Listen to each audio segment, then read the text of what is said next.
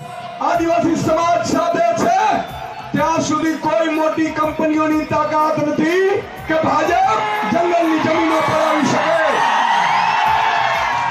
એટલા માટે છેતરભાઈનો કાંટો કાઢી નાખવા માટે સરકાર ઉપસ્થિત થઈ છે. મિત્રો, એને ખબર છે મોટી મોટી કંપનીઓ, જેમ તમે જુઓ છત્તીસગઢમાં મોટી મોટી કંપનીઓ આવી ગઈ જંગલોમાં.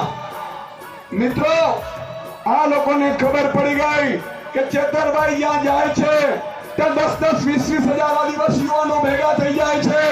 છેતરભાઈ કહે છે એ વાત માને છે, અને એટલા માટે જ મોટી મોટી કંપનીઓને જો લાવવી હોય, જંગલો ઉપર પોલીસ ઉતારીને તમને ભગાડવા હોય, તો તમારી એકતાને તોડવી પડે.